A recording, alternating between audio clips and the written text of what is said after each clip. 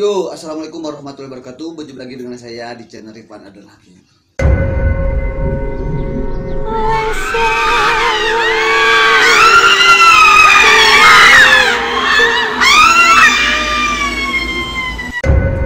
Oke guys, pada malam ini saya akan mengisahkan sebuah kisah yang dialami oleh keluarga Ibu Desi dan Bapak Ridwan. Ibu Desi dan Bapak Ridwan. Oke. Dia mengalami suatu kisah mistis di daerah Jalan Alternatif Cijapati. Sebelum saya mengisahkan tentang kisah mistisnya Ibu Desi dan Bapak Ridwan, bagi teman-teman yang belum subscribe channel saya, silakan kalian subscribe channel saya karena subscribe itu gratis. Dan jangan lupa aktifkan lonceng notifikasinya biar kamu jadi orang yang pertama yang menonton video saya selanjutnya. Jangan lupa di like, di share kepada teman-teman kamu biar teman-teman kamu juga tahu apa yang kamu tahu, oke? Baik, inilah sebuah kisahnya.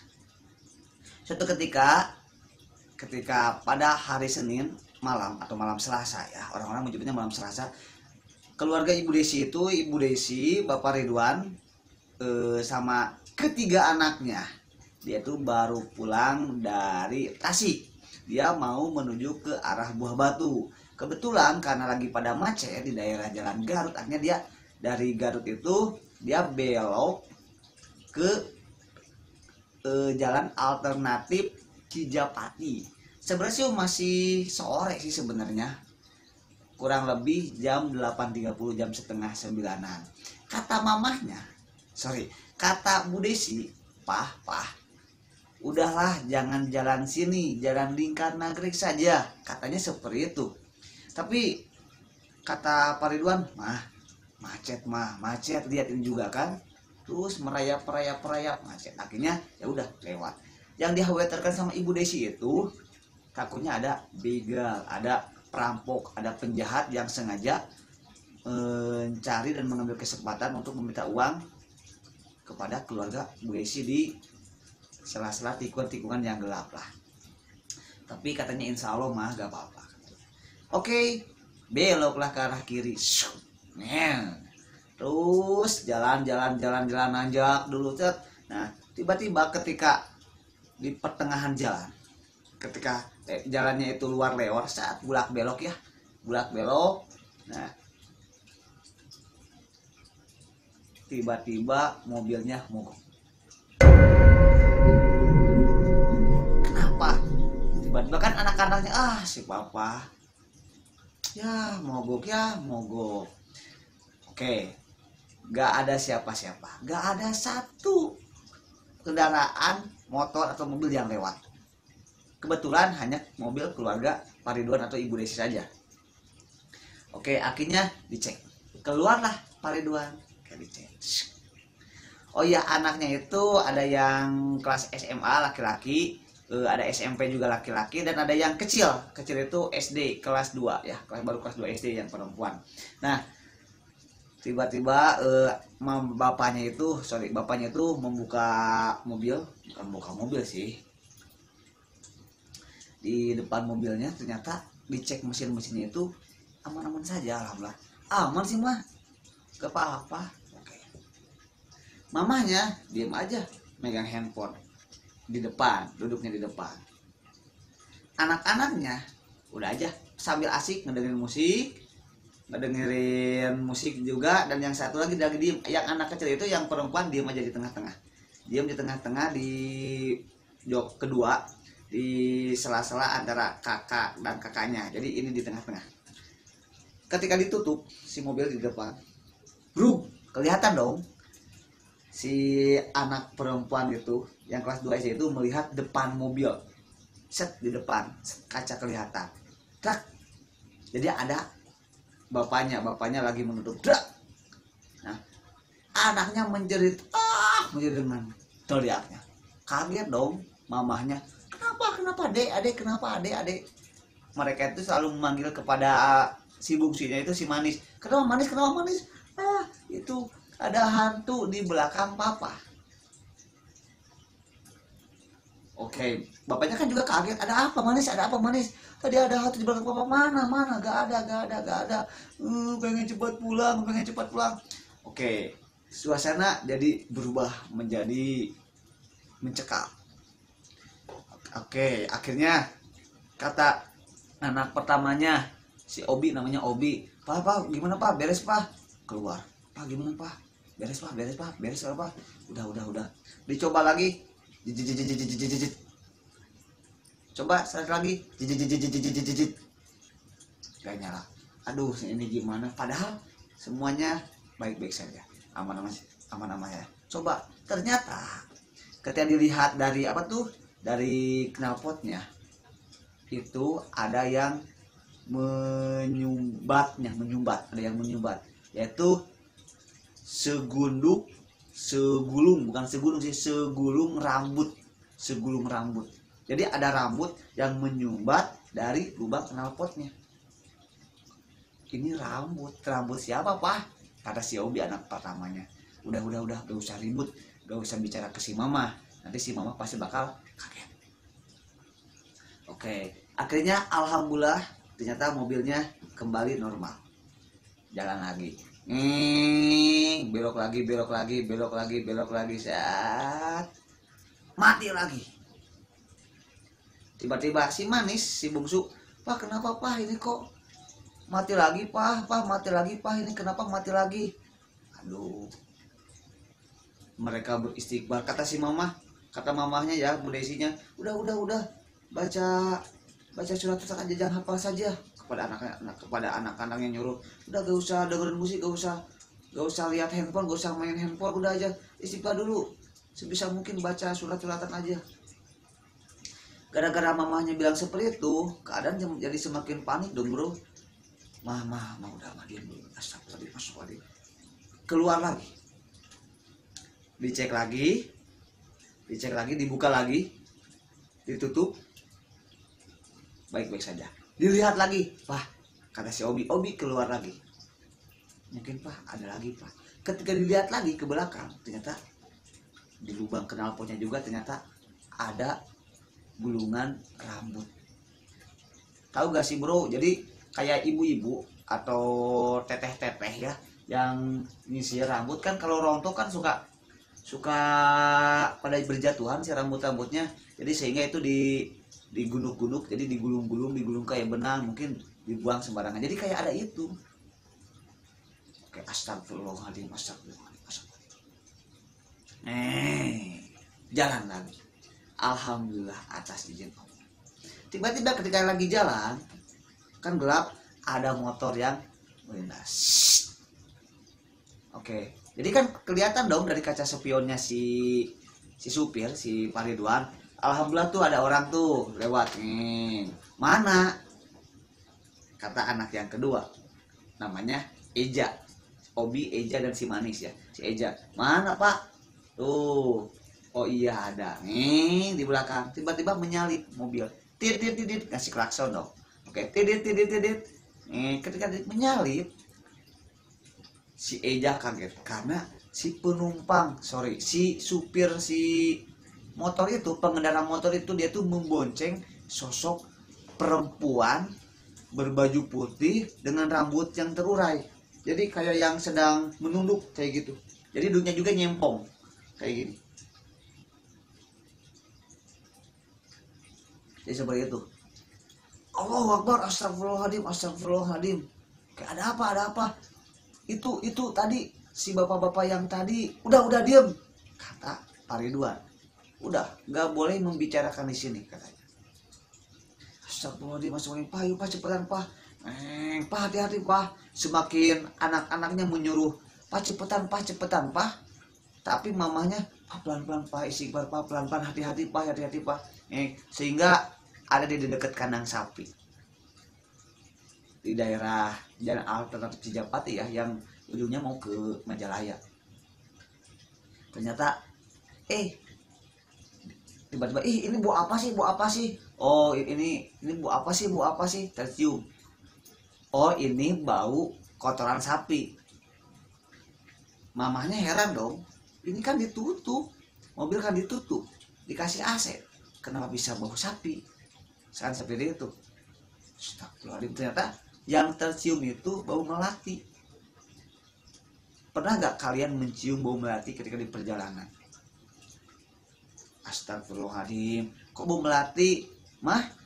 Kata si Obi, kakak pertama, bukan kakak pertama ya, anak pertama nih, si kakak, si anak pertamanya. Mah, mama pakai parfum melati. Tiba-tiba mamanya, astagfirullahaladzim, astagfirullahaladzim, astagfirullahaladzim, astagfirullahaladzim. Kenapa mah? Kenapa mah? Ternyata si mamanya itu melihat di kaca spion kirinya, kaca spion mobil yang kiri. Ternyata terlihat dari cermin yang di kiri ya, bukan yang tengah-tengah, yang di tengah-tengah mobil, yang di atas, bukan yang di luar. Itu kayak ada sosok yang terbang, tapi seperti sosok manusia perempuan, tapi kayak yang terbang. Gak tahu sih suaranya, gak tahu bukan gitu sih, tapi mungkin bukan sih, pokoknya mungkin seperti itu. Astagfirullahaladzim, astagfirullahaladzim, astagfirullahaladzim, astagfirullahaladzim, mogok deh. Oh ya, itu mobilnya mobil Avanza. Jadi di depan 2 orang, Pak Ridwan supirnya, di sampingnya Bu Desi mamahnya. Di jok kedua si Obi yang paling kanan, kakaknya, yang paling kiri si Eja, di tengah-tengah si Manis. Di belakang itu kosong.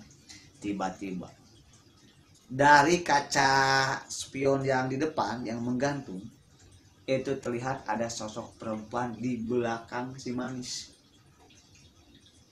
Yang ngeliatnya si Manis. Si Manis tiba-tiba menjerit dan menangis. Si Manis menjerit menangis.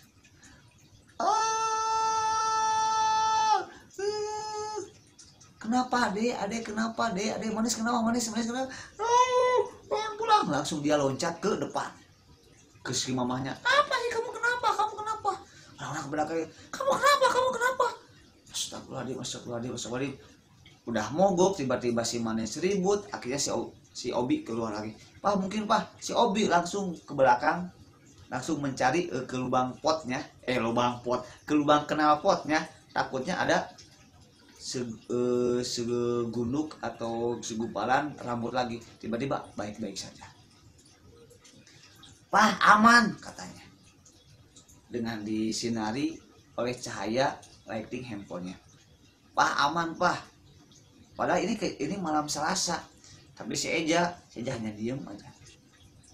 Eja beristighfar, mamanya udah menenangkan si Manis. Udah si Manis wah ngamuk nangis. Dia gak mau duduk di belakang. Kenapa? Di belakang ada hantu kali seperti itu. Mana gak ada. Nah ternyata ketika dilihat dari ketika si mamanya lihat ke belakang, mana gak ada nih. Tapi ketika lihat dari cermin, kita ada perempuan dan mamanya juga menjerit. Nah, udah mogok, tiba-tiba mama sama anak perempuannya menjerit. Tiba-tiba si Eja udah menenangkan mamahnya, si Obi keluar, astagfirullah, dia beristighfar. Gak ada, kebetulan tuh gak ada satu kendaraan yang lewat. Pokoknya bro, kalian kalau mau jalan kemana-mana ya sebisa mungkin jangan sendirian ya, takutnya ada penjahat gitu sih. Astagfirullahaladzim. Akhirnya si Eja itu merokok. Dia merokok dulu keluar. Astagfirullahaladzim, dia merokok. Bapaknya Pak Ridwan dia lihat rokok. Akhirnya minta 1. Oke, bapaknya minta rokok ke anaknya. Padahal itu masih SMA ya, tapi bapaknya udah membolehkan, nggak tahu ya, tapi nggak apa-apa mungkin. Tiba-tiba si bapaknya langsung membaca ayat kursi. Bapaknya pada membaca ayat kursi, langsung tiba-tiba si rokoknya itu dibuang begitu saja. Padahal kan hati-hati ya, kalau musim kemarau kan takutnya jadi penyebab kebakaran sih takutnya. Tapi atas izin Allah Subhanahu wa Ta'ala, mobil itu tiba-tiba menyala begitu saja. Alhamdulillah. Jadi katanya harus membuang rokok katanya. Tapi saya takutnya kalau membuang rokok kan itu bara apinya kena angin jadi terjadi penyebab kebakaran ya bro. Tapi ya akhirnya dia jalan ke atas sehingga dia langsung ke Jalan Baru Majalaya. Orang-orang menyebutnya ke Jalan Anyar. Jadi itulah bro yang dialami oleh keluarga Bu Desi dan Bapak Ridwan ketika dia memotong jalan ke jalan alternatif daerah Cijapati. Oke, kita ambil kesimpulan dulu ya bro. Nah, ada pertanyaan nih dari Bu Desi. Bu Desi apa kabar ya? Saya udah membacakan kisah Bu Desi. Bang Ripan, apakah benar cermin adalah salah satu media